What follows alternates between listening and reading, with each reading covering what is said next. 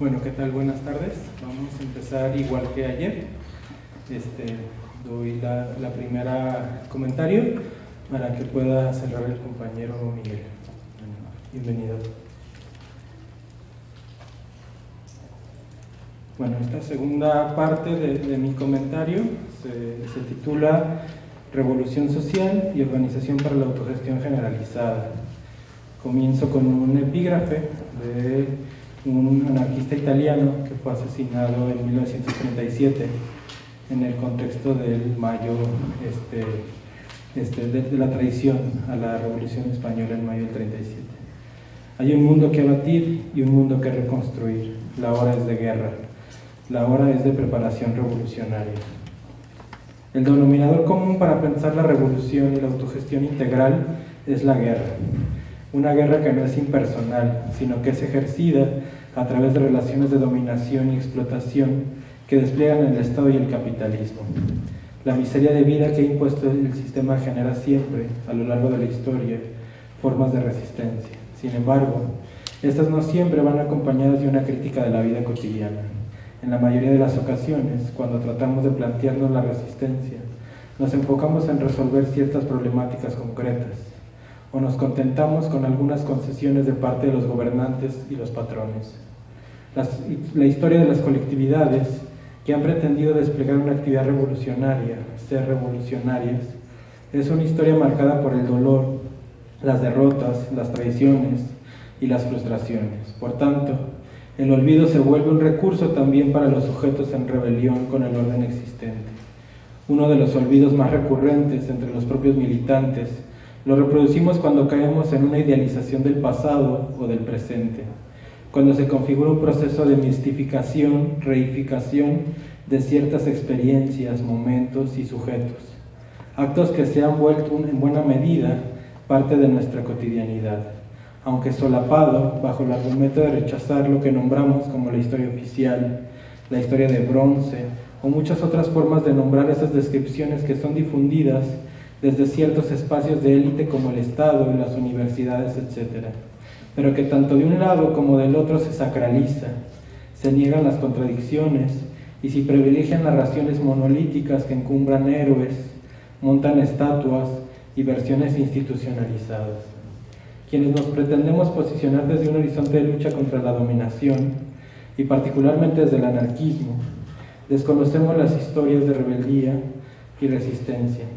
Nos basamos en prácticas y referencias organizativas obsoletas, o traslapamos otras sin la mínima crítica, es decir, sin repensarlas de acuerdo a nuestros tiempos y geografías.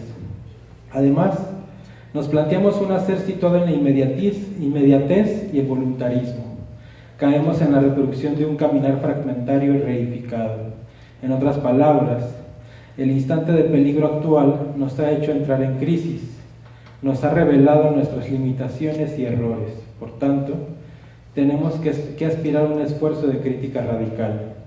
Se han propuesto, y en muchas ocasiones se han pretendido imponer, una diversidad de modos de hacer la revolución. En una pluralidad de ocasiones esos métodos han sido contradictorios entre sí, y no solamente en términos de ideas, lo que ha llevado a conflictos de importancia entre las varias posturas involucradas en dichas tentativas revolucionarias, donde eso sí, de un lado encontramos muertos, encarcelados, exiliados, olvidos y silenciamientos, mientras que del otro lado están quienes los ejecutaron, muchas veces en nombre de una supuesta transformación social. La socialdemocracia, el leninismo, el estalinismo, el trotskismo, el maoísmo y todos esos ismos que se enmarcan en una visión dogmática, vanguardista y autoritaria del marxismo, pero no solo. Por tanto, al hablar aquí de revolución social, parto de un pensar y hacer para trastocar la vida cotidiana, mediante una crítica de la jerarquía y la explotación. Una forma que desde sus inicios pensó la revolución social como algo situado en el presente de la lucha, y no como algo que ocurrirá en algún futuro, que no pensó ni piensa la revolución social como algo que es producto de una vanguardia, materializada ya sea en un ejército o un partido, que toma la dirección sobre la gente para imponerles un proceso de cambio social, sino como un momento creado por sus propios protagonistas, bajo y desde su participación en la totalidad de sus actividades, cuando ejercen la acción directa, es decir, cuando toman en sus manos la responsabilidad sobre sus vidas. Es una revolución social que rechaza cualquier pretensión de asociar este término con dirigentes, con vanguardias, estatuas, nombres de calles, desfiles militares, constituciones políticas, comisarios, purgas, mártires, héroes, mausoleos, burócratas, tiranos y tiranuelos, demagogia, prestigio y espectáculo. Pensar la revolución en el sentido de un horizonte anticapitalista y antiestatal implica pensar en la autogestión de la vida. Ya no es un instante excepcional, a menos que hablemos de un estado de excepción permanente en afinidad con Walter Benjamin, donde es posible reconocer que el antagonismo social y la crisis, la catástrofe y las posibilidades emancipatorias no son algo esporádico ni un accidente, sino que conviven en contradicción desde dos temporalidades: el continuum histórico, la historia de los vencedores, la historia del flujo homogéneo y vacío de la dominación, y el tiempo discontinuo, los momentos de interrupción de esa dominación, los saltos fuera de la historia que ponen en cuestión la heteronomía. La rebelión contra la dominación ha sido el movimiento instituyente en la historia de la humanidad. La genealogía de cada creación social y de cada significación que ha contribuido a la autoinstitución de la sociedad está en la rebelión contra la dominación. La rebelión hace que la historia se mueva, que existan rupturas, saltos, discontinuidades. La rebelión es la dialéctica destrucción-creación, ya lo había dicho Mikhail Bakunin, que es desde donde se instituye lo social histórico, la sociedad. Las creaciones sociales que generan las rebeliones contra la dominación no implica que la sociedad ha avanzado hacia mejores formas de organización social o que la historia de la humanidad se dirige hacia una vida sin dominación y explotación. La rebelión nos sitúa en la incertidumbre, por tanto, la rebelión está en contradicción con toda idea de progreso. La revolución social es simultáneamente devenir e irrupción. Implica temporalidades de largo plazo e instantes excepcionales. Esto porque no puede darse un proceso de transición de la heteronomía a la autonomía. Estamos ante la disyuntiva, como decía ayer, la emancipación o la alienación. Se configura entonces una ruptura con las formas teleológicas y teológicas de entender la revolución y la historia. Rompen con la fe en el progreso y con cualquier postura y práctica que piense que el fin justifica los medios. Crear un mundo nuevo, sin dominación, sin explotación, sin colonialismo y sin patriarcado. Un mundo que por supuesto no será el reino de la armonía y la paz. Es un mundo que implica nuevos conflictos y contradicciones, pero con la diferencia de que ahora serán asumidas mediante la participación total y directa por las propias individualidades y colectividades interesadas. La autogestión no significa obviar la existencia del Estado y el capital. La autogestión es un ejercicio de acción directa. Es el despliegue de una praxis que se concibe tanto para destruir las relaciones de dominio como para construir otros modos de existencia, teniendo como exigencia no recurrir, no usar a los establecimientos que están organizados desde una lógica estatal y capitalista. Con la noción de revolución, articulada con la autogestión, pensada aquí, en el aquí y el ahora, surge pues la necesidad de territorializar los proyectos políticos, pues resulta indispensable tratar de desplegar las iniciativas en la perspectiva de una política prefigurativa, es decir, en el sentido de practicar relaciones sociales, formas de organización y de hacer política que contribuyan a la germinación de un horizonte autogestionario en el mismo momento en que se está construyendo este proyecto. Territorializar significa crear condiciones materiales de existencia, en este caso, en afinidad con la autogestión. Estos espacios recrean, rompen con lo impuesto, a veces solo con un grafiti o un mural que adorna la fachada de la casa, con una serie de carteles, una canción, que están puestos alrededor de la puerta de la casa o el edificio. La construcción de territorios otros dentro de las ciudades, espacios-tiempos autonómicos en proyecto, convierten a veces un lugar, una casa, un baldío, un parque, en geografías donde se condensan las historias, las prácticas y las significaciones de una colectividad. Además, logran impactar en las subjetividades de los individuos al apostar por una vida otra dentro de este espacio-tiempo. El sentido desde el cual se puede caminar en estos proyectos autogestionarios es pues, mediante tentativas donde se eluciden prácticas antiestatistas y anticapitalistas, a través del despliegue de esta acción directa como forma de hacer política, forma de hacer orientada a negar principalmente la representación, que significa la expoliación de la capacidad creativa y de imaginación. De ahí es que el apoyo mutuo puede ser el núcleo para conformar los vínculos con los otros.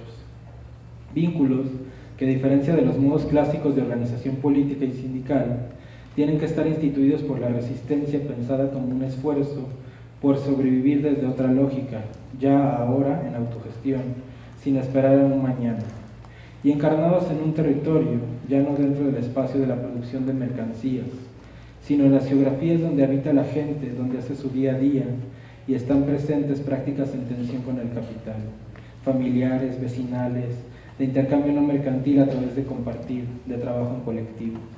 Lo que aparece entonces como emergente es la afinidad para concretar maneras de encuentro y asociación, ya no la forma clásica de militancia vanguardista dentro de una organización política. Ahora de lo que se trata es de forjar vínculos basados en la confianza y la complicidad, pues lograría forjar estas prácticas dentro de territorios concretos, que puedan ser capaces de trastocar de cierto modo el poder jerárquico y la dominación. Pero para caminar en esta perspectiva, no podemos prescindir de la organización. Pero, ¿qué significa organizarnos? Y particularmente, ¿qué significa organizarnos desde un horizonte comunista anárquico? ¿Cómo hemos tomado este desafío, los individuos y las colectividades que decimos caminar en el sentido del anarquismo? En la actualidad, la autoorganización significa organizarnos para enfrentar la guerra capitalista. Una guerra que tiene como objetivos principales a los pueblos indígenas, a las mujeres y los jóvenes. Además, esta debe ser capaz de detener de manera urgente la represión, el despojo, las desapariciones, los asesinatos, los encarcelamientos y las persecuciones. Para abordar esta primera cuestión, podemos esbozar que la autoorganización se reflexiona solo a partir de aquello que hacemos ahora. Se requiere una discusión sobre las formas de asociación desde lo que en el ahora somos y construimos, así como desde la vitalidad y la actualización de las experiencias pasadas.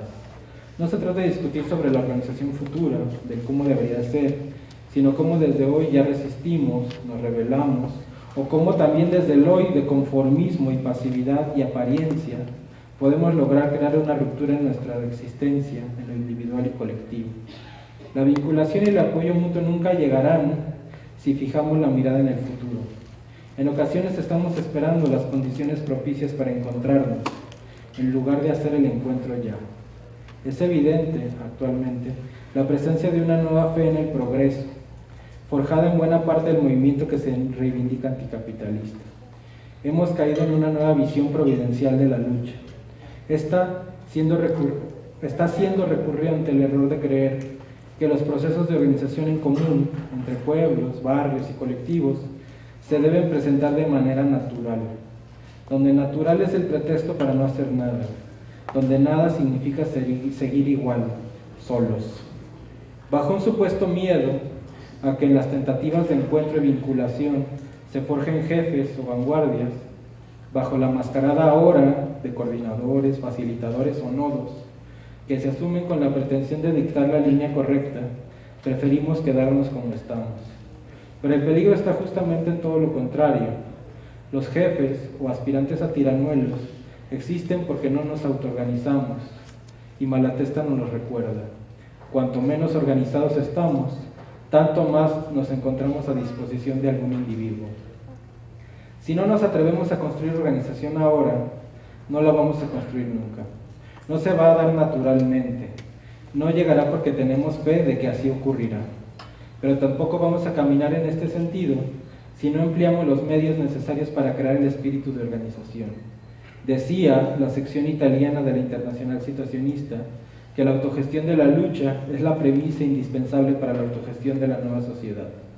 No podemos creer en la nueva fe en el progreso de autores como John Holloway, que nos propone cocinar pasteles o sentarnos en el parque a leer para estar contra y más allá del capital.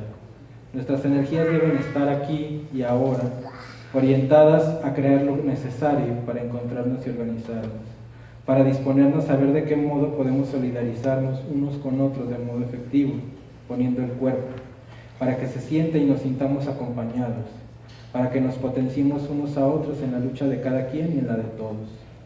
El clima que sentimos, por supuesto, es de frustración, derrota, desolación, impotencia y por tanto también de mucha rabia. Hay que disponernos entonces, sin esperar nada ni a nadie, a organizarnos entre nosotros. Tenemos que caer en cuenta de que unión no es centralismo ni verticalismo, que descentralizados podemos estar juntos para resistir y para crear otro mundo. Además, de que la lucha que tenemos que dar y el alcance de nuestras tentativas de organización es necesario que sean ahora también y otra vez, ¿no?, como lo fue en un principio, internacionales. Cada esfuerzo que damos tiene una implicación global. También debe serlo nuestra organización y solidaridad. Y sobre esta serie de cuestiones y problemáticas, pienso, el comunismo anárquico, ese anarquismo que nunca se ha abandonado al nihilismo individualista, ni al espectáculo vanguardista del insurreccionalismo, o al autoritarismo vanguardista del poder popular, que no se contesta con fantasmagorías que proponen un regreso a un ficticio, idealizado estado primitivo, ese anarquismo que sabe que crear un mundo requiere de la construcción de una fuerza colectiva, que requiere de nuestro propio esfuerzo y capacidad para poner en práctica otras relaciones sociales, otro mundo. Tiene mucho que decir sobre las interrogantes actuales que nos surgen sobre la organización, junto con esas tradiciones revolucionarias que, como el anarquismo, se proponen la destrucción del Estado, el capital y toda forma de dominación. Por tanto, frente a la situación actual, donde la mayoría de los colectivos y militantes que nos reivindicamos parte de esta tradición, no estamos a la altura de las circunstancias en términos de construcción y actualización del pensamiento, en la dispersión, difusión y agitación de las formas de hacer política anarquistas entre quienes resisten, y en las iniciativas organizativas propiamente, desde nosotros, desde las que venimos caminando y estamos tratando de concretar, trato de hacer esta pequeña reflexión, recuperando pues algunas ideas y experiencias que en el presente pueden actualizarse y pueden ayudar a darle vida a un horizonte de lucha. Que la necesidad pues nos haga voltear a ver la responsabilidad y el compromiso de organizarnos mejor y con más gente, de vincularnos, de crecer desde la afinidad y el apoyo mutuo, de resolver las condiciones materiales de nuestra vida para hacernos responsables de esta, y que nos permita también ver nuestras contradicciones y limitaciones en torno al autoritario, machista, dirigente, estatista y paternalista que tenemos en la cabeza, pero no todo y todos, pero con todo y todo seguimos cayendo, tratando de luchar contra el dogmatismo también para reflexionar cómo desde el anarquismo se puede entender el momento presente.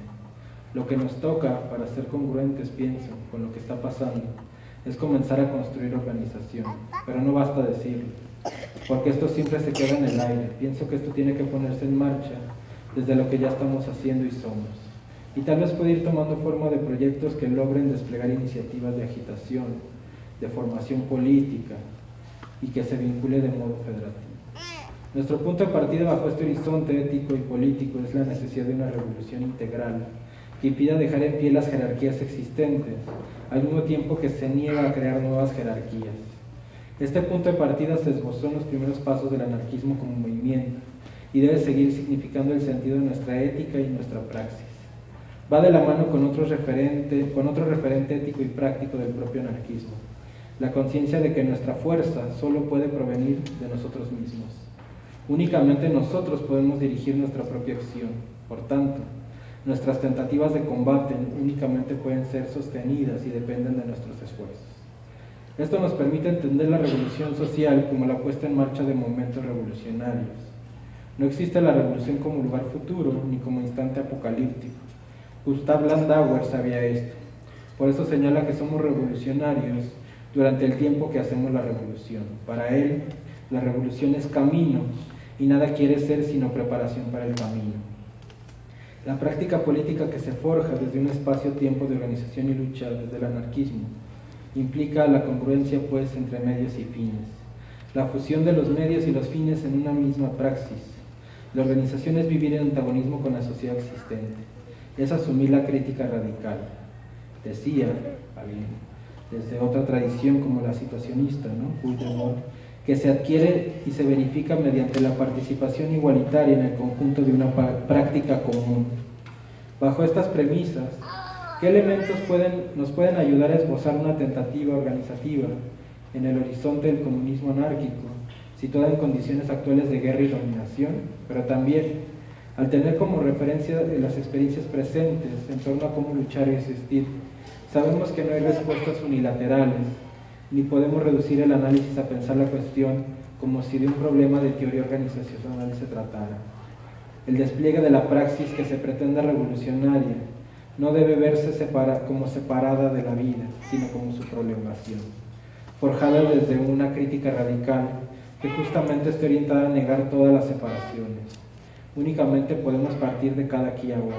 Lo que nos impulsa es un sentimiento de venganza por el pasado de opresión y una memoria viva de la rebeldía, así como el presente de explotación y dominio. Organizarnos es precipitar, como señala Ricardo Flores Magón, cuando se refiere a la percepción que él tiene sobre su propio hacer revolucionario y que podemos extenderla al hacer de cualquier militante. Nuestro camino, en este sentido, se va a ir creando en tanto nos decidamos a ir enfrentando problemas cotidianos, enfrentándolos de modo colectivo y mediante el ejercicio de nuestra acción directa. Pienso, de nuevo con Malatesta, que lo esencial es desarrollar el espíritu de organización, el sentimiento de solidaridad y la confianza de la necesidad de cooperar fraternalmente, como la convicción de que es necesario un trabajo continuo, paciente, coordinado, adaptado a los diversos ambientes y a las distintas circunstancias. No queda más que la autoorganización entre nosotros mismos, para hacernos responsables de nuestra propia vida, para fomentar la autonomía colectiva y construir formas de comunicación auténtica y de base. Por eso quiero cerrar con lo que plantearon a través de un manifiesto en 1918 los anarquistas Ricardo Flores Magón y Librado Rivera. Un manifiesto que dirigieron al movimiento revolucionario de esa época ante el peligro de la guerra mundial, cosa que ya vivimos hoy como guerra total. Actividad, actividad y más actividad. Eso es lo que reclama el momento. Que cada hombre y cada mujer que amen el ideal lo propaguen con tesón, con terquedad, sin hacer aprecio de burlas, sin medir peligros, sin reparar en consecuencias. Manos a la obra, camaradas, y el porvenir será para nuestro ideal. Gracias.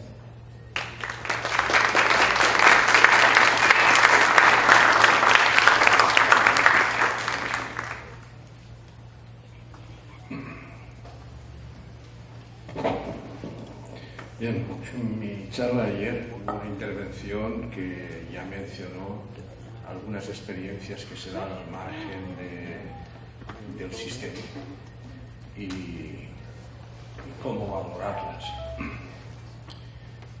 Esta parte de mi charla irá sobre eso, es decir, lo que significa el cambio total y radical de táctica, qué significa acción, ya no digo la acción anarquista, sino la acción social, simplemente autogestionaria en estos momentos. Lo que está claro es que, dado que esta sociedad es imposible de autogestionar, la estrategia a seguir es desmantelarla de una forma u otra. Esto de apoderarse de los medios de producción pues estaba bien en los proyectos socialistas del siglo pasado. Hoy en día esta producción no te la puedes apropiar porque no sirve para nada. Estas máquinas te van a esclavizar, fabrican cosas que tú no necesitas y en gran parte son difíciles de reutilizar. Bien, al lado de esto está claro que si la nueva estrategia es ya desde este momento es buscar formas no ya de organizarse, sino de vivir al margen todo lo más que se pueda del capitalismo, o sea, estrategias de salida dentro del capitalismo. Entonces, está claro que lo que se ha llamado después economía social juega un papel en esto. Si en un principio lo importante hasta ahora en los movimientos sociales, las luchas sociales, era el evento negativo, es decir, el combate, el conflicto, hay también ahora cada vez pilla más importancia el lado positivo, es decir, aquellas realizaciones prácticas, autogestionarias, que ya son posibles en estos momentos.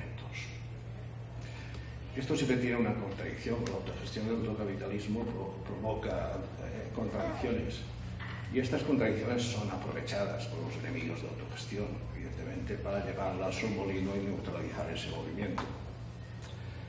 Bueno, la estrategia esta de desmontar el capitalismo ya viene de lejos. Lo hemos visto, si nos remontamos a los años 60, me viene a la memoria una reunión hippie que hubo de 20.000 o 30.000 personas en San Francisco, en el parque Asbury Park, donde apareció Timothy Leary y dijo el famoso programa de conéctate, sintoniza y pasa de todo. Se trataba de eso, pasa de todo en inglés, drop out, descuélgate. Esta especie de anarquismo místico que expresó con bastante perfección Timothy Leary, era un psicólogo que experimentaba con ácidos,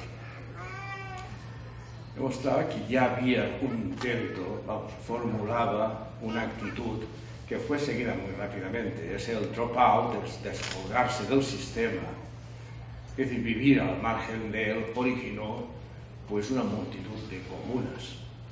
En un libro famoso de A.B. Altman, famoso sobre todo por el título decía Róbame. En ese título era una guía de comunas en América. Había más de 1.000 en esos momentos, en los 67. Bueno, esto pasó en Europa también, esto estaba de moda entre los estudiantes, vivíamos juntos en pisos y los llamábamos comunas, claro. Pero sí es verdad que se vivía bastante comunitariamente y se iba, sobre todo, como huíamos bastante de la policía, íbamos de un lado para otro. Esto facilitaba bastante las cosas.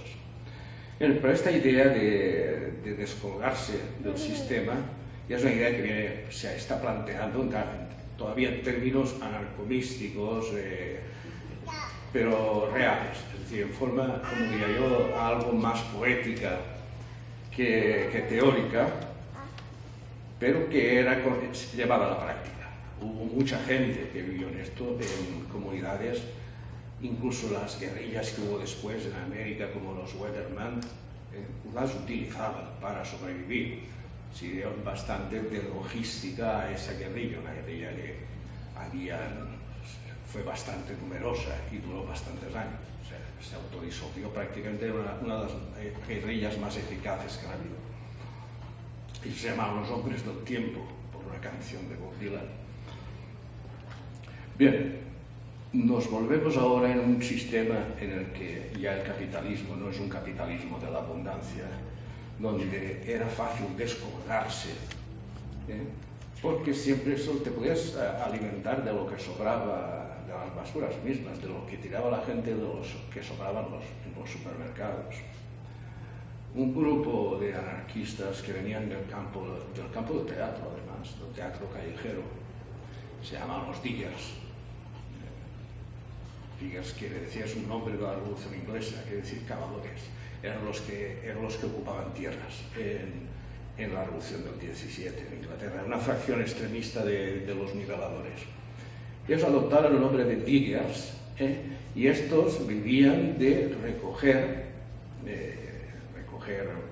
toda la comida que pillaban, normalmente en los supermercados, la que sobraba y tal, y hacían calderos que estaban continuamente en funcionamiento, donde todo aquel que tenía hambre podía ir a comer. Inauguraron también lo que eran las zonas de intercambio de ropa gratuita, los almacenes de ropa gratuita, las clínicas alternativas, las emisoras libres, es decir, inauguraron una serie de prácticas. Ellos iban más lejos, decían que se podía suprimir el dinero y se podía vivir sin dinero dentro del capitalismo. Quisieron demostrarlo con todo este tipo de experimentos, en los que la gratuidad era obligatoria. Pero claro, el capitalismo americano de los 60 era un capitalismo boyante.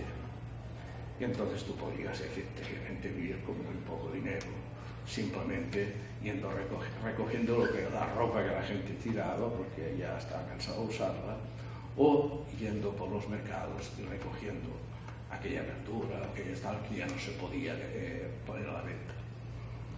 Bien, esto hoy en día lo hace la gente, lo hace ya por obligación, no lo hace por ideales. En las grandes ciudades es normal ver, cuando ya cae la noche, estoy hablando de ciudades siempre europeas, aquí no lo conozco, pero en las basuras aparecen siempre grupos de gente normal, prácticamente normal, porque no son marginales ni vagabundos, es la gente que se ha quedado en el paro, que llega mucho tiempo sin tener medios, que vive de la asistencia pública, que no le llegan o que ganan muy poco dinero y no le llega a final de mes.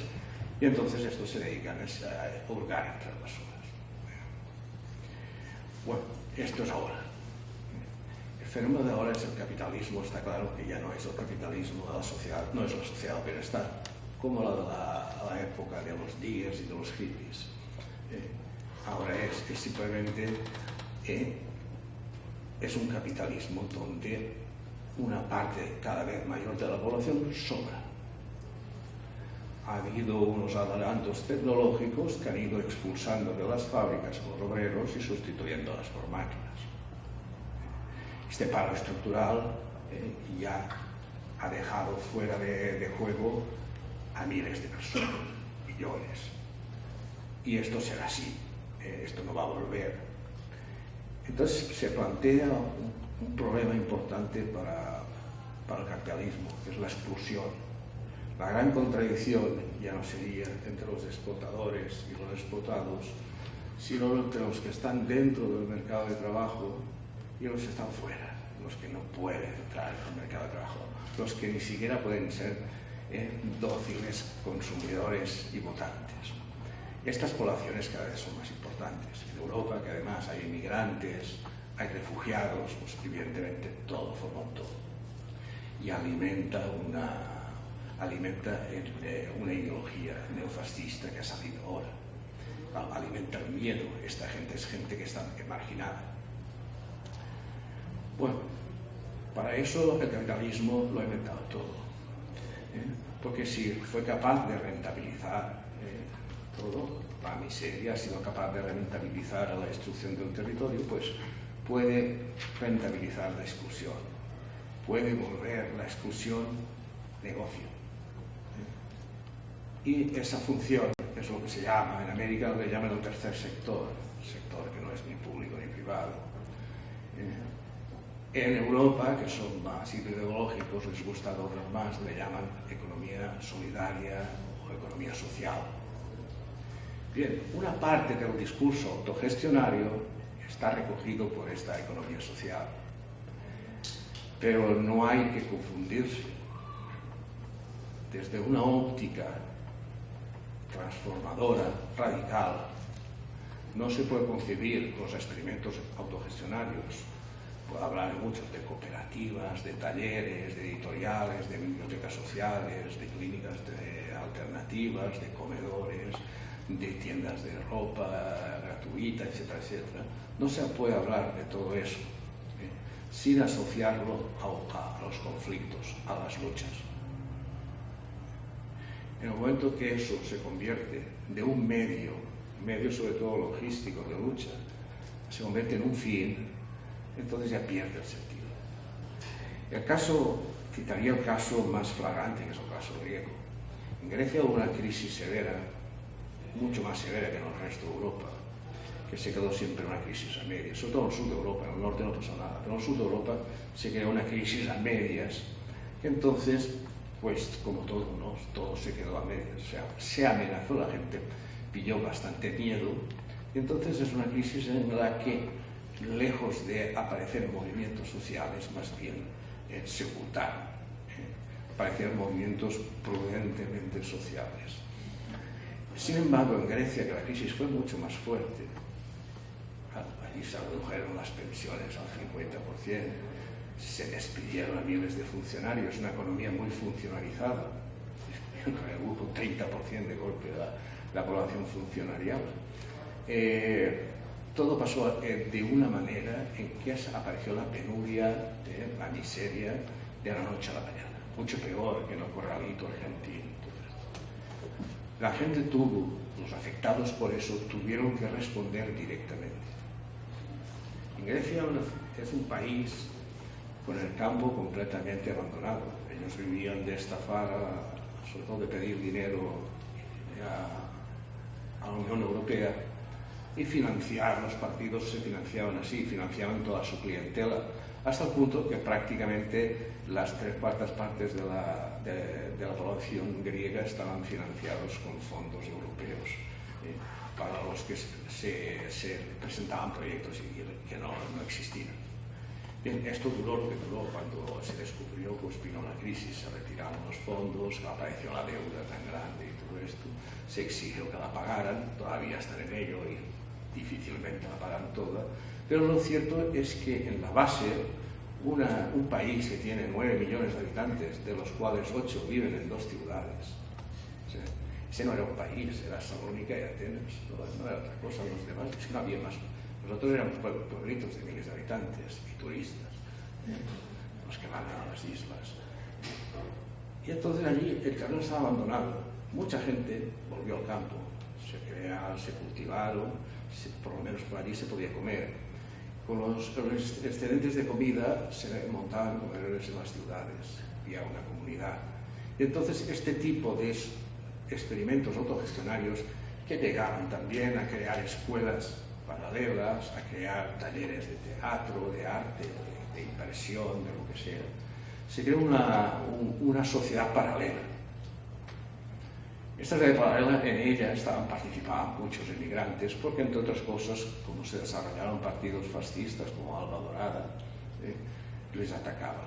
Y entonces ellos se sentían protegidos por los autónomos, los autogestionistas, los anarquistas, siempre iban a esos sitios porque allí encontraban apoyo y colaboraban con ellos. Bueno, esta realidad hace poco, pues ya sabemos, ha ido deteriorándose en el momento en que la única salvación para el capitalismo en Grecia era un partido de extrema izquierda. Habían fracasado la derecha, había fracasado la izquierda tradicional, y entonces se produjo una coalición de restos de partidos, de izquierdistas, de partidos de centro y tal, que se llamó Syriza. Y esta coalición es la que hoy en día gobierna, y al revés de todas las otras, lo que ha hecho es que esta exclusión que se está organizando paralelamente la está subvencionando desde el Estado. De hecho, subvencionarlo no implica muchos gastos, pero políticamente es un éxito, porque desactiva una sociedad que se estaba reconstruyendo al margen y en contra de la sociedad oficial dentro de ella.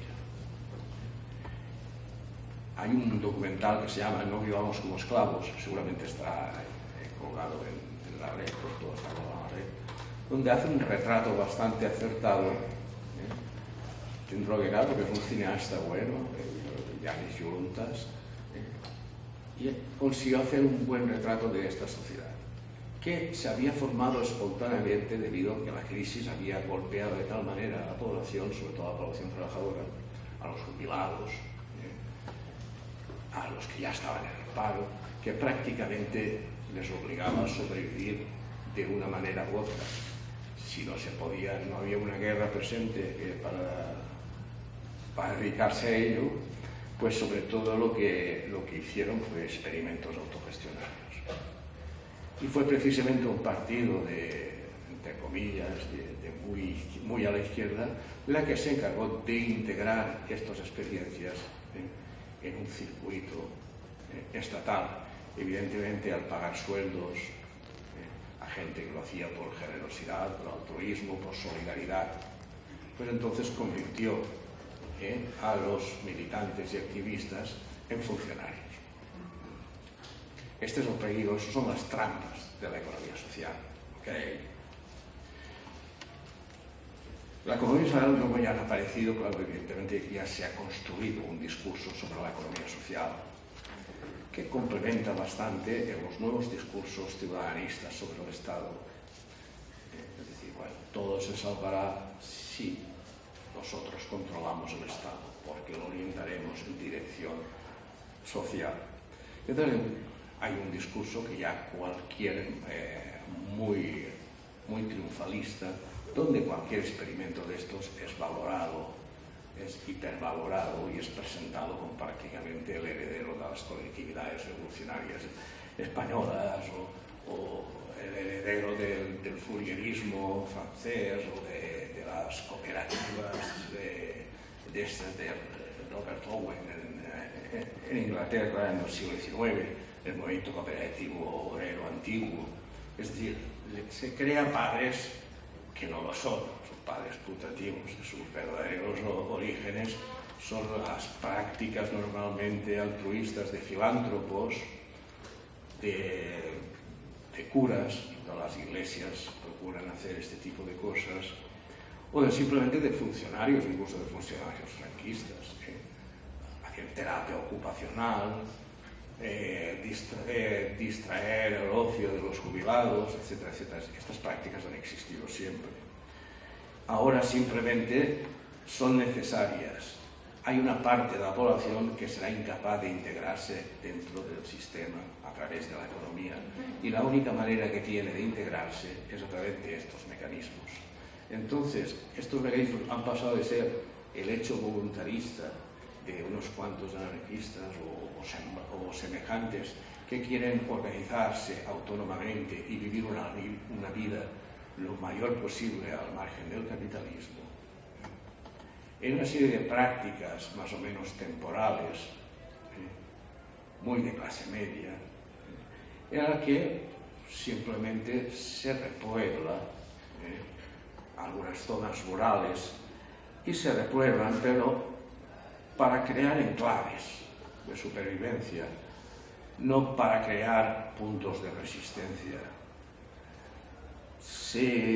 No se está saliendo del capitalismo, sino que más bien, aunque sea firme, sino que más bien se está adaptando al capitalismo desde los márgenes. Y esto no es una cosa que se hace porque sí, aunque se adorne de la ideología autogestionaria, es que no hay otra.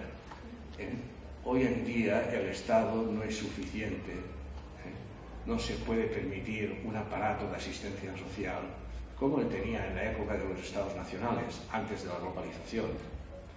Hoy en día hay tanto parado, tanto la población está envejecida, y entonces todos estos fondos de seguridad social, asistencia al paro y tal, no son suficientes para controlar, abastecer y reciclar a toda esta población inservible del capitalismo, una sociedad donde no tienes más remedio que trabajar. Entonces es una sociedad del trabajo donde hay cada vez menos trabajo. Eso lo veréis vosotros, sois estudiantes de aquí, poco lo sabréis, lo que es el paro y lo que es. Bueno, si ya que acabéis lo veréis, lo difícil que es reciclarse y tal. Bueno, difícil si es manteniendo unos criterios morales altos, ¿no? Si estáis a lo que echen y tal, pues para eso están los partidos y todo esto, para ir financiando. Pero incluso así lo único que podéis aspirar es a subcontratas y cosas de estas, no a entrar en plantillas como funcionarios fijos. Ese es el gran problema del Estado, que ya no es capaz de alimentar a esa población. Y entonces esa población se alimenta pues, con idealismos, es decir, con experimentos de estos sociales que sirven para desactivar, no para activar, sino para desactivar el potencial destructor de una población marginada. En América, en los Estados Unidos, en los 60 ya aparecieron, y aparecieron también sobre todo desde la Iglesia. Hay doctrinas de estas de apoyo a los pobres, todo esto. Aparecieron los que se llaman corporaciones de desarrollo comunitario. En un principio eran asociaciones militantes que se ocupaban de cuidar a los ancianos abandonados, donde la asistencia social no llegaba para ellos, se cuidaban de reciclar, de buscar vivienda a los vagabundos y de buscar trabajo a los desempleados crónicos.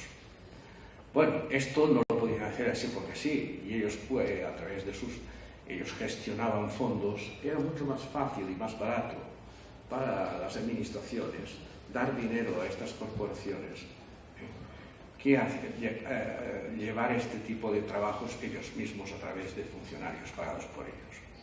Bueno, el hecho es que al cabo de 2 años, y sobre todo gracias a los fondos, estas corporaciones se institucionalizaron y se profesionalizaron.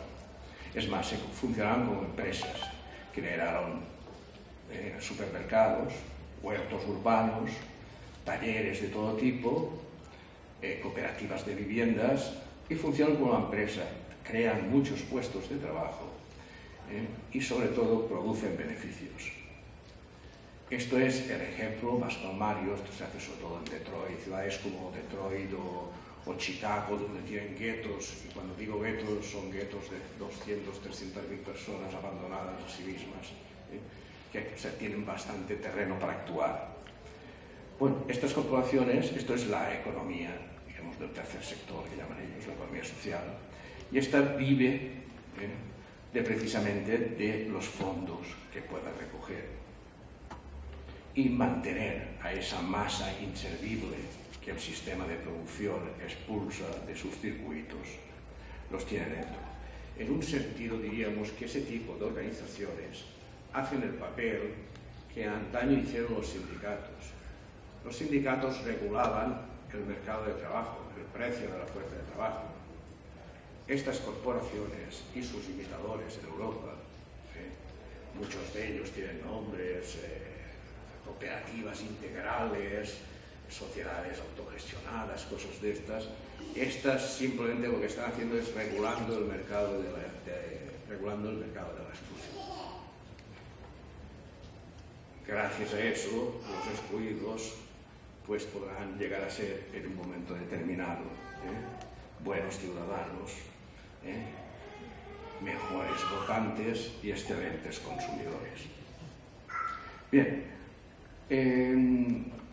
hago un paralelismo un poco malvado.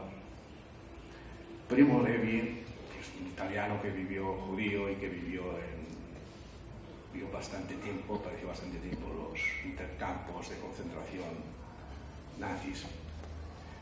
Habló en uno de sus libros, 3 libros donde cuenta sus experiencias, y entonces habló de la zona gris. Nosotros lo hemos utilizado precisamente para este tipo de militancia altruista. La zona gris se llamaba a los judíos que en los campos de concentración trabajaban en los hornos crematorios y ayudaban a liquidar a sus compañeros.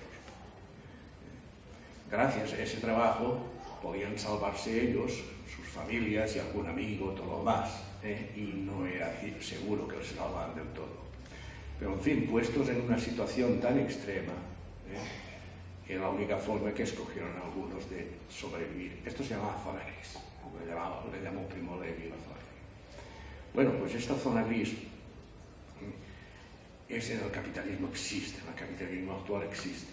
Es la zona de estos que colaboran con el sistema con la intención de salvarse o de crear espacios donde una gente determinada pueda subsistir.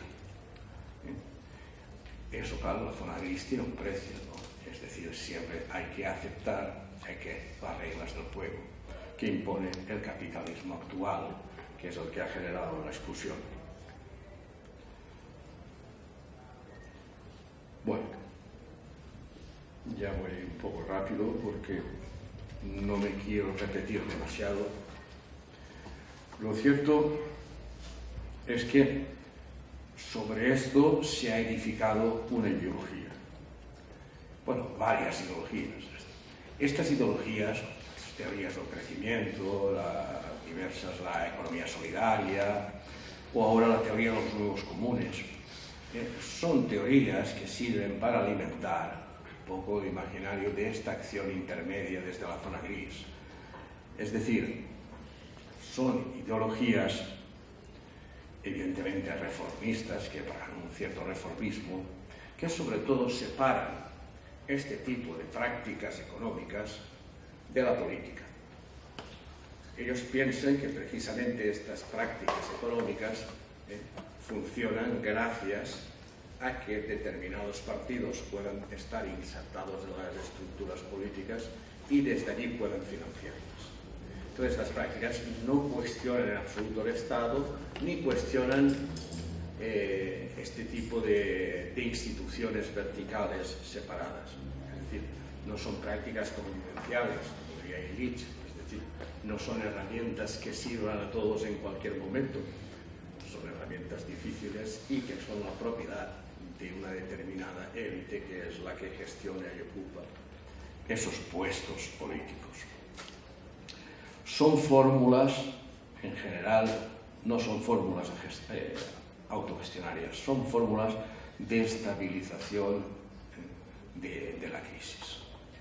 Y son este tipo de fórmulas que adoptan una posición así aparentemente autogestionaria porque les han, el contexto les obliga a hacerlo, pero en absoluto su objetivo es la liberación, es la salida del capitalismo, que se afirme, porque en realidad luego el objetivo es simplemente tapar el agujero que ha creado el capitalismo en el mercado de trabajo y rentabilizar esa exclusión, de forma que la exclusión no sea un elemento que socave los cimientos del capitalismo actual, cada vez más crítico. Bueno, yo he criticado muchas veces a los decrecentistas, no por lo que digan, sino por el gusto que tienen por las fórmulas y sobre todo por los bordes que son cuando hablan de política. Cuando hablan de política sí son muy de salirse del capitalismo sin exagerar, sin conflictos ni convulsiones, sin abolir la propiedad, sin abolir el dinero, sin ir por la brava. Es decir, lo que postulan en realidad es la existencia de una zona, en España dicen ni chicha ni limonada, quiere decir una zona intermedia, una zona gris de economía dentro de la economía capitalista. Es decir, pueden crear un espacio ecológico dentro de un espacio global contaminado. Hay otras formas, la renta básica, las monedas sociales, no sé, hay varias doctrinas de estas. En el credo de los comunes es que le dieron un premio Nobel, un premio de economía, al doctor Elinor Ostrom, hizo un libro que se llama El gobierno de los bienes comunes. Esta señora descubrió que existieron y que todavía habían restos de organismos que gestionaban en comunidad algunos bienes como el agua, como el campo, como las zonas de pesca, etc. Y no eran restos de lo que había sido una economía que era totalmente mayoritaria hasta el siglo XIX. Bueno, en esa línea se han establecido políticas municipales que hablan de nuevos comunes.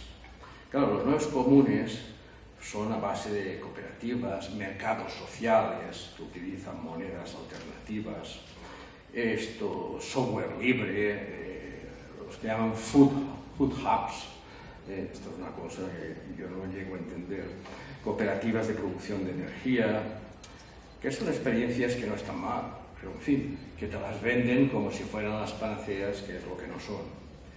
Después pactos de estos, que normalmente están siempre monitorizados por funcionarios de las administraciones, que son los que aportan espacios, los que ceden recursos y equipo. Y claro, no es exactamente una segregación, sino es una adaptación por los márgenes. Es una forma de administrar la parte más ingobernable de la catástrofe en lugar de abolirla. Ellos reconocen que existen banqueros, burócratas, patronos que son actores sociales con los que se ha de pactar. Esto ya hay catecismos y libros donde te hablan y te detallan y todo esto. Lo que les ves, la trampa que les ves es eso, es sobre todo que lo que se trata es de ocupar, sobre todo municipalidades, todas las que se puedan, los puestos, los cargos políticos, desde donde financiar o ayudar al desarrollo de esto. Esto ya está bastante desarrollado, sobre todo a través de los políticos tradicionales de izquierda y los que son nuevos ahora, utilizan fondos estatales o fondos europeos para financiar este tipo de proyectos. Y claro, y aquí ellos hablan de una nueva cultura, de constituir con los patronos y los productores consejos alimentarios, también con los distribuidores, con los técnicos municipales, para consensuar lógicas de consumo responsable, elaborar una democracia alimentaria o una democracia ecológica, utilizan siempre fórmulas así, acumular bancos de tierras, contratos de custodia territorial, cartas paisajísticas, declaraciones de parque agrario, todo esto. Esto es una política que está bastante desarrollada en Europa. Esto lo han desarrollado los partidos verdes, sobre todo funciona. Hoy en día ya son los partidos tradicionales de izquierda, son los socialistas, lo hacen también. Siempre que eso no les moleste, ¿no? Siempre que no haya otros proyectos más destructivos que atraigan su atención. Bien, estos son formulismos que ya están bastante estudiados y que obedecen a una determinada política de integración, que es la que yo estoy denunciando, pero no tiene nada que ver con la autogestión, no es una política anticapitalista, es una política de gestión de los residuos capitalistas que no se pueden gestionar de otro modo. Bueno, pues ya con esto ya termino. Yo no le pondría esto de socialismo nada, porque siento abierto, no mencionan la palabra socialismo por ningún lado. Y lo que piensan sí es que ellos no tienen un mecanismo contra los centros vacacionales, las autopistas, las grandes superficies, los aeropuertos, los trenes de alta velocidad, estos como si no existieran. Ellos simplemente, en un mundo que está transformándose y volviéndose cada vez más inevitable, intentan buscar resquicios, huecos, desde donde gestionarlos como una especie de islotes de supervivencia que el capitalismo no le molesta en absoluto. Bueno, la sociedad industrial, insisto, no puede sobrevivir al lado de otra. Normalmente acabará absorbiéndola y destruyéndola, a no ser que la sociedad alternativa la destruya. Pero eso no se puede hacer en un plano gradual, es decir, ocupando espacios. La idea es muy utópica, es decir, hacemos un espacio socializado y autogestionado y vamos haciendo otro, y entonces el capitalismo se irá yendo, irá retrocediendo hasta un momento dado de que la economía social, en vez de ser el 7%, que es ahora bastante considerable, pase a ser el 70%. Entonces ya está el socialismo, no habrá necesidad de revolución. Bien, esta lógica pues, es muy irracional, no se sostiene por ningún lado. Este tipo de economías existen precisamente porque existe una exclusión y obedecen a ese grado de exclusión. No pueden sobrepasarlo. En el momento que fuesen más allá de ellas, el capitalismo las quitaría en medio de un plumazo.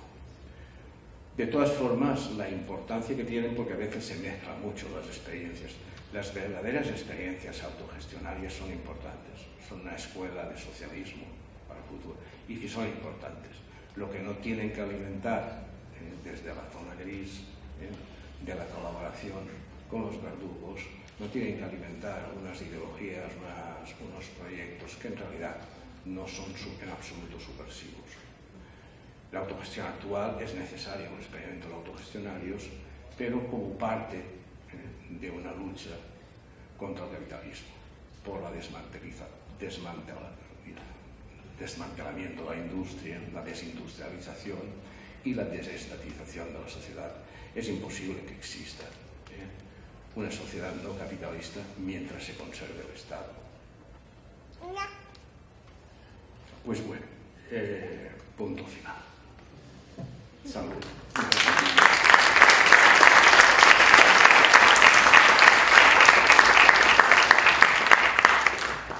Bueno, ahora abrimos la palabra para comentarios y preguntas para quien se quiera ir apuntando.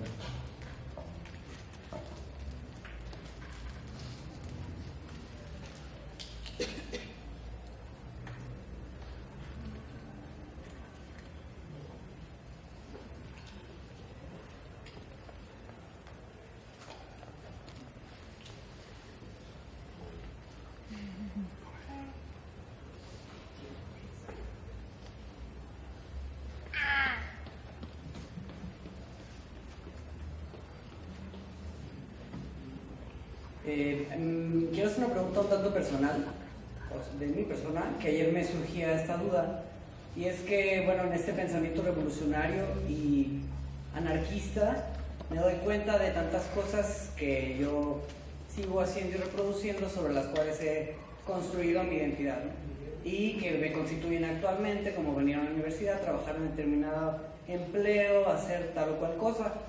Entonces mi pregunta es, ¿qué estrategias han encontrado, tanto en ustedes como en otras personas que se adscriben a este pensamiento, para sobreponerse hacia el darte cuenta de todo esto que reproduces y que finalmente te dice que lo que eres o crees que eres, pues sigue siendo parte de todo esto que nos está jodiendo, ¿no? Entonces, ¿cómo podemos, sin aislarnos, sin terminar queriéndonos dar un tiro en la cabeza, poder hacer esta lucha, poder reformular y replantearnos como sujetos a lo mejor, y pasar a la acción, ¿no? ¿Cuáles han sido esas estrategias del ser consciente y pasar a la acción? Bueno, comparto desde lo que me ha tocado vivir un poco, ¿no? O sea, yo parto en buena medida desde la contradicción, y no desde una contradicción que es conformista, ¿no? Sino desde una contradicción, pues, que me causa incomodidad, dolor, frustración, ¿no? En ese sentido, ¿por qué lo digo? Porque, bueno, yo soy un trabajador asalariado, ¿no? Asalariado con cierto grado de precariedad, ¿no? Porque no tengo base y esas cosas, ¿no? Entonces, en ese sentido, pues, al ser trabajador asalariado, pues estoy totalmente adaptado a la economía capitalista, soy reproductor de esa economía capitalista, más porque estoy dentro de este trabajo, ¿no? Como ayer lo señalaba Miguel, pues de esta parte del trabajo que es improductivo, ¿no? Porque, bueno, profesor universitario no produce nada. Entonces, en ese sentido, desde esa contradicción e incomodidad, pues pienso que no basta quedarse así, ¿no? En términos de una angustia que al final de cuentas genera otro tipo de pasividad, ¿no? Que es el nihilismo, que es quedarse en una mera contemplación de la catástrofe. Y bueno, yo como he tratado de resolver, todavía sin resolverlo, ¿no? Pero de tratar de salir de eso, pues a partir justamente de intentos, de proyectos de autogestión. O sea, actualmente con un centro social donde tenemos una pequeña editorial, un pequeño café, hay talleres familiares, colectivos, ¿no? Donde se trata de pensar desde la autogestión o ver qué significa la autogestión, ¿no? Para empezar, porque todavía no tenemos claro qué es eso. Y pensar la vida como conflicto, ¿no? Esto un poco que se ha platicado ayer y hoy. Pero pienso que es muy complicado. Ahorita no, al menos lo que veo es que, al menos desde mi punto de vista, desde mi cuestión personal, no tengo respuestas ni certezas en ningún sentido, ¿no?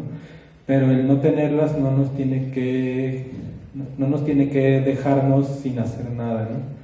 Intentar y fracasar, yo creo que eso al menos sirve en términos de ir adquiriendo experiencias y al menos de ir sabiendo por dónde no. Y a lo mejor en algún momento vamos a saber por dónde a lo mejor sí.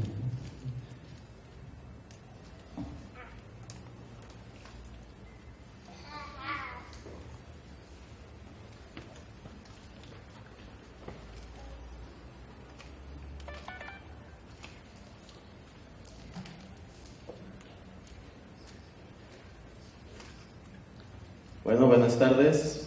Agradecerles por estas exposiciones muy enriquecedoras y retroalimentativas. Y algo de lo que acaba de exponer el compañero, yo pienso que las mismas circunstancias, entornos y personas con las que te rodeas son las que hacen que llegues a un punto de inflexión, de conciencia, de poco a poco irte descolonizando del pensamiento, como dice una famosa frase del anarquismo, del placer de destruir aquello que nos destruye, ¿no?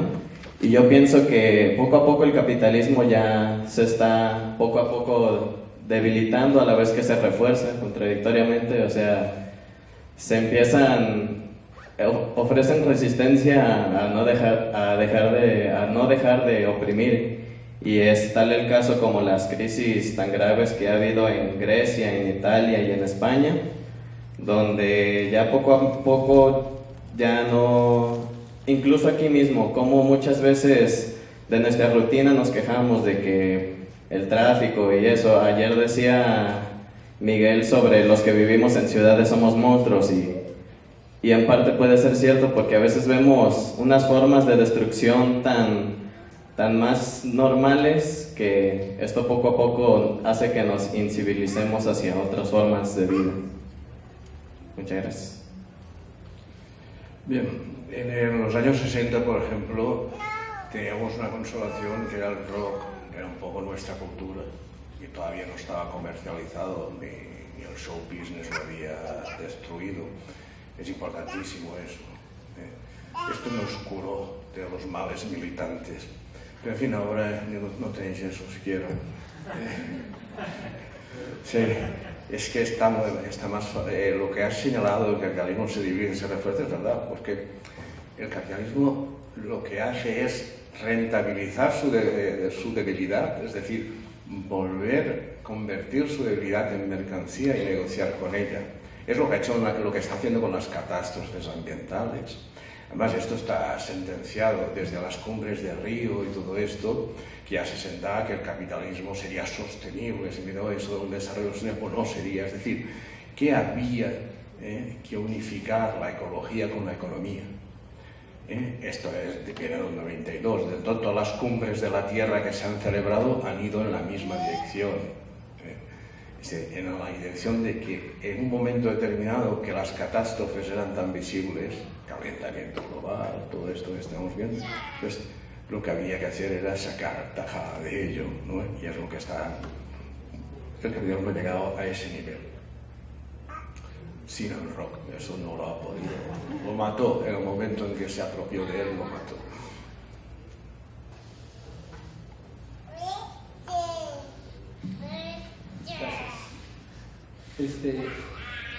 Pues primero gracias a ustedes dos, y sí quisiera hacer un comentario que me gustaría que ambos pues me dieran su opinión.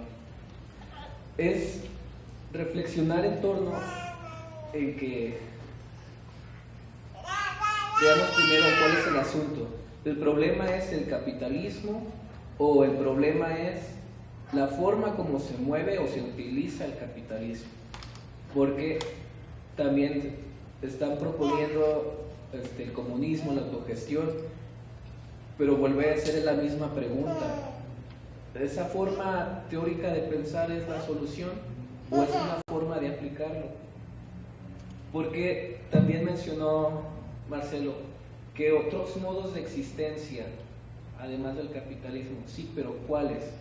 ¿En qué nos estamos basando para generar o pensar esos nuevos modos?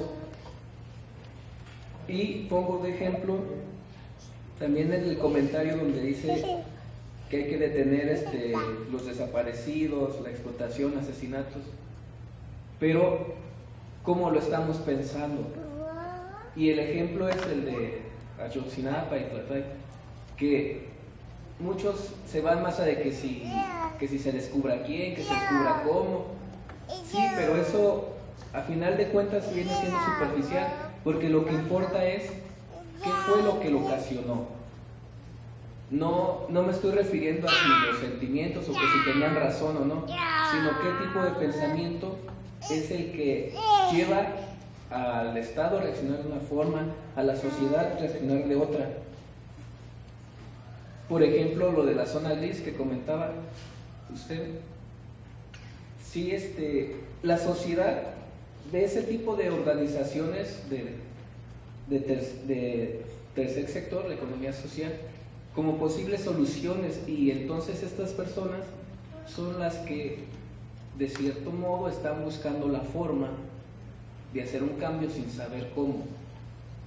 Pero si decimos que caen en las trampas del capitalismo, sí, pero entonces el tercer sector, por así decir, ¿qué es lo que puede hacer? Gracias. Bueno, sobre la primera pregunta, yo pensaría que el problema no es cómo funciona el capitalismo, ¿no? Sino el problema es el capitalismo mismo, ¿no? Porque el capitalismo es la generalización de la mercancía, es la propiedad privada, la explotación, es la muerte, ¿no? En pocas palabras, y en ese sentido un mundo organizado desde el capitalismo pues es un mundo donde lo que prima es la muerte. Lo que prima no es la vida, no es lo cualitativo, sino son las cosas, ¿no? La mercancía, y pues un mundo donde lo que domina es la mercancía, pues todo lo va destruyendo y arrasando, ¿no? Que tiene que ver con lo que decía Miguel hace ratito, ¿no? O sea, la sociedad industrial no puede convivir con otras formas de sociedad, ¿no? Las destruye, y en ese sentido el capitalismo es destruir todo lo que no sirve para la producción de mercancías, todo lo que no sirve para adaptarse al mundo de la mercancía. ¿Cuáles son esos otros modos de existencia entonces, ¿no? Yo pienso, al menos desde mi perspectiva muy personal, para mí el anarquismo no es una teoría, no es un ideal abstracto.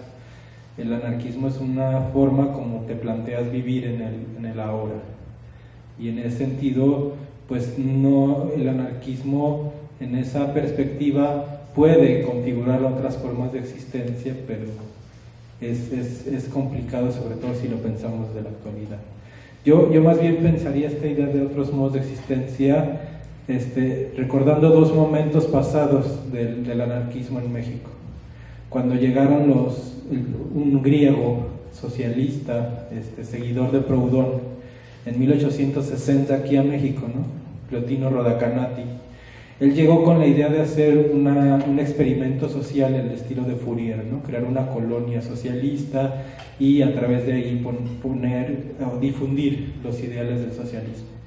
Él llega a Veracruz por barco y empieza a recorrer las comunidades hasta llegar a la Ciudad de México, y en ese recorrido de las comunidades él dice: creo que estoy en un error. Yo venía a enseñarle el socialismo a los mexicanos o al pueblo de México, y me di cuenta que los pueblos indígenas ya viven en una forma de socialismo. Su problema que tienen son los hacendados y es el gobierno. Entonces de lo que se trata es de destruir el gobierno y a los capitalistas, y esto que ya viven las sociedades indígenas pues ya es el germen y es ese socialismo que yo venía a difundir a través de este experimento social, ¿no? Y la otra ocurre en el contexto de la Revolución Mexicana con los magonistas, ¿no?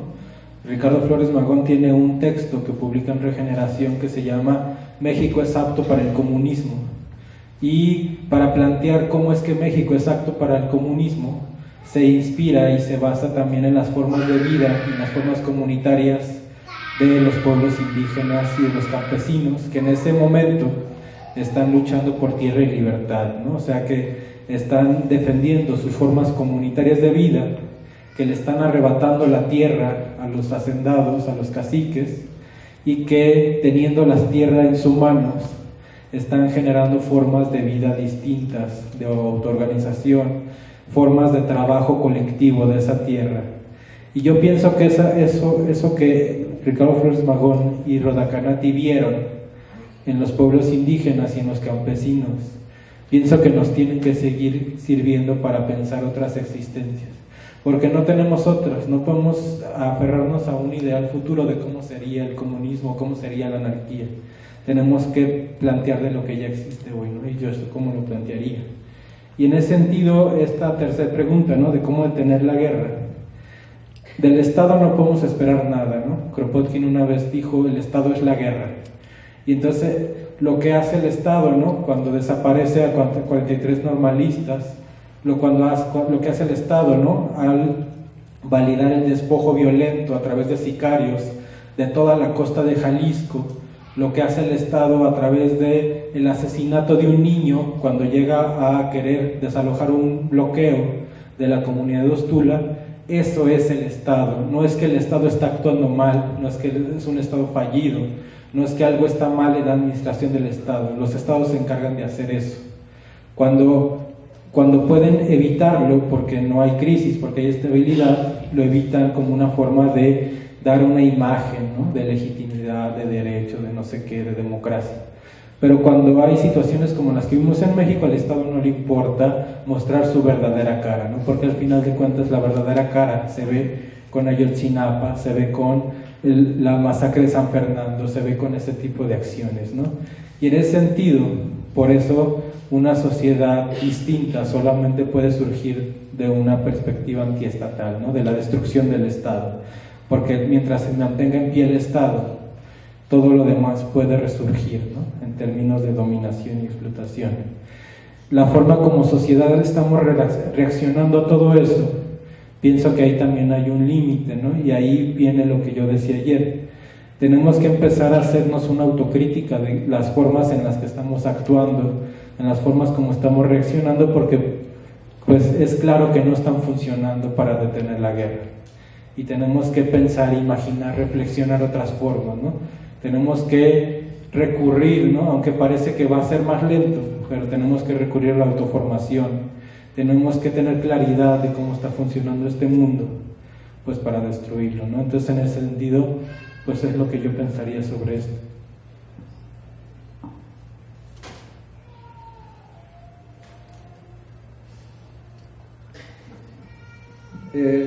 Bueno, yo tenía como algunos planteamientos que me surgieron desde la plática de ayer y la de hoy. Pues primeramente creo que sí es necesaria como esta crítica, ¿no? al desarrollismo, y como la crítica a toda esta cuestión de los movimientos como autogestivos, no por la forma en la que se están llevando a cabo, ¿no? Como mencionabas, que en cierta forma están funcionando como una estabilización como del capitalismo, ¿no? Más que como una lucha frontal contra este. Me parece como importante, ¿no? Como, digamos, poner la crítica sobre esas acciones, ¿no? Como para tener presentes el hacer que podamos tener a futuro y a presente. Pero yo también como quisiera comentar que quizás también haya que ponerle un ojo a esa manera, pues, para no correr el peligro de, bueno, a mi parecer, de intentar buscar como cierto, como santo grial, por ejemplo, como de autogestión, o sea, como de encontrar dónde en el mundo se está formando una verdadera autogestión y no una como que esté sustentando al capital. Bueno, desde esta perspectiva creo que quizás estamos dejando pasar algunas cuestiones como importantes sobre la resistencia contra el capitalismo. Primeramente, bueno, me gustaría como plantear como como un modo de provocación, como el intento de romper esta separación, como, bueno, creo que lo has planteado, ¿no? Pero quizás como plantearlo un poco más, como de la separación entre campo y ciudad, en el aspecto de que incluso mismo sobre la propia resistencia. No considero, por ejemplo, que, bueno, sí, es obvio pues que las prácticas del campo y de la ciudad son muy distintas, pero en cierta manera pienso que las prácticas de resistencia son un producto de lo que los zapatistas llaman, por ejemplo, como la guerra, ¿no? La guerra contra la humanidad, en el aspecto de que muchos de estos como focos autogestivos o de resistencia se dan debido a que la guerra no es contra obreros, contra estudiantes o contra sujetos sociales de esa forma, sino que es contra toda la humanidad en general, ¿no? Y de esa misma forma creo que surgen distintos elementos de resistencia, ¿no? ¿Por qué digo esto? Porque, bueno, pienso yo que muchos de los elementos que se dan de resistencia, por ejemplo, en comunidades, en el campo, también se pueden observar en ocasiones en la ciudad. Por ejemplo, a mí me suena o me recuerda como esos grupos que se forman aquí en México, como que son parecidos a los que le dicen como pandilleros en Estados Unidos, como de los cholos, ¿no? En el aspecto de que, por ejemplo, estos sujetos tienen, bueno, lo digo porque pues vivo en barrios así,